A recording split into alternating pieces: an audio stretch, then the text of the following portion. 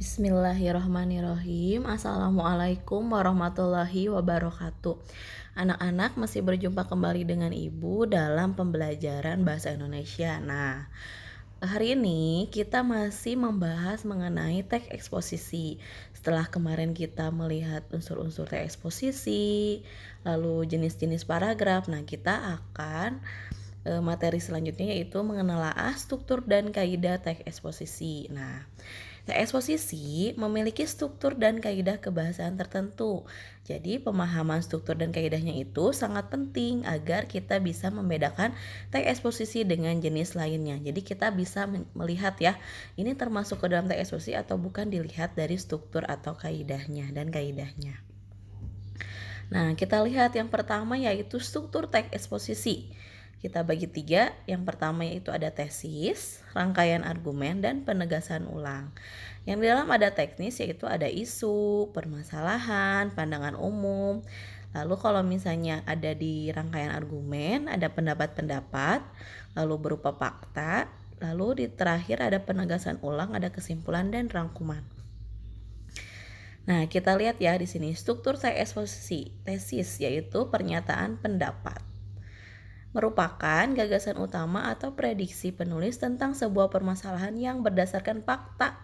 Contoh di awal merupakan sebuah contoh tesis yang menyangkut masalah ekonomi, misalnya tuh gitu ya.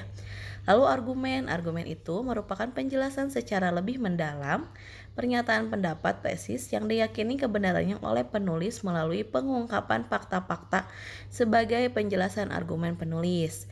Ditandai dengan kalimat-kalimat yang berisikan pendapat penulis terhadap permasalahan yang menjadi topik pembicaraan. Itu ya. Sedangkan penegasan ulang yaitu merupakan penguatan kembali atas pendapat yang telah ditunjang oleh fakta-fakta dalam bagian argumentasi bagian sebelumnya dan terdapat dalam bagian akhir dari suatu teks eksposisi. Kita lihat nih ke dalam contoh dalam bentuk teks ya, yang termasuk ke dalam tesis atau pernyataan pendapat. Nah, ini ya. Nanti kalian boleh baca masing-masing. Lalu yang masuk ke dalam argumen, lalu argumentasi. Nah, itu ya. Itu salah satu contohnya. Nah, lanjut kita masuk ke kaidah kebahasaan teks eksposisi. Perhatikan di buku paket tentang nasib hutan kita semakin suram. Nah, berarti kalian nanti perhatikan kembali nih teks yang dulu waktu itu sama Ibu pernah bahas yang di awal-awal pembahasan teks eksposisi tentang nasib hutan kita semakin suram. Nah, teks tersebut memiliki kaidah kebahasaan yang khusus. Jadi di dalam teks itu ada beberapa contoh dalam kaidah kebahasaan dalam teks eksposisi. Nah, ciri-ciri kebahasaan teks eksposisi itu ada beberapa. Yang pertama ada kata teknis, kedua konjungsi kausalitas, ketiga kata kerja mental, keempat kata perujukan, dan kelima ada kata persuasif. Nah, kita bahas ya. Nah, yang pertama menggunakan kata-kata teknis atau peristilahan yang berkenaan dengan topik yang dibahas. Topik yang dibahas mengenai seperti kehutanan, contoh kata teknisnya yaitu ya kayak penebangan liar, hutan lindung, hutan alam, hutan rawa gambut, dan sektor kehutanan itu. Jadi intinya kata teknis itu yang berhubungan dengan judul atau materi yang akan dibahas di dalam topik itu. Jadi kata-katanya apa saja gitu ya. Lalu yang kedua ada menggunakan kata-kata hubungan argumentasi atau kausalitas sebab akibat. Nah, contohnya nih, jika ada kata jika, sebab, karena, dengan demikian, akibatnya, oleh karena itu, dan lain-lain. Atau misalnya kata-kata hubungan kronologis seperti sebelum itu, kemudian, pada akhirnya, sebaliknya, berbeda halnya, namun, dan lain-lain ya. Jadi di dalam di kalimatnya itu ada kata-kata konjungsi kausalitas atau hubungan argumentasi. Nah, itu yang dimaksud dengan menggunakan kata-kata hubungan argumentasi kausalitas.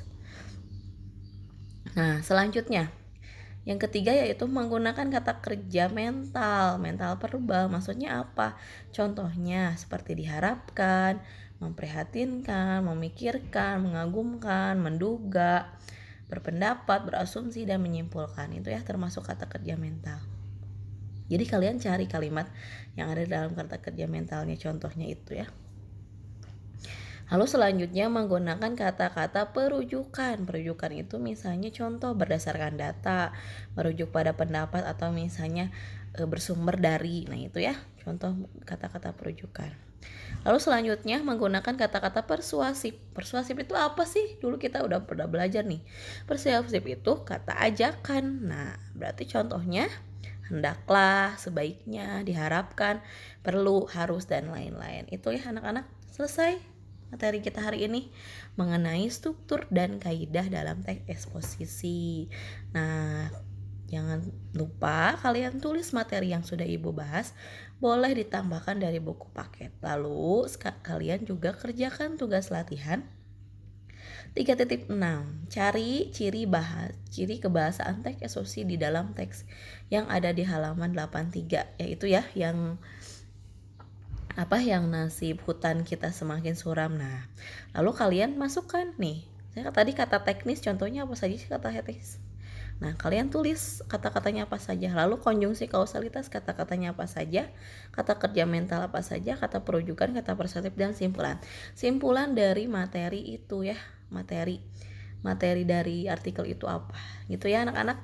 Terima kasih, tetap jaga kesehatan. Insya Allah nanti kita bertemu di sekolah. Kalian kerjakan, tulis materinya. Wassalamualaikum warahmatullahi wabarakatuh.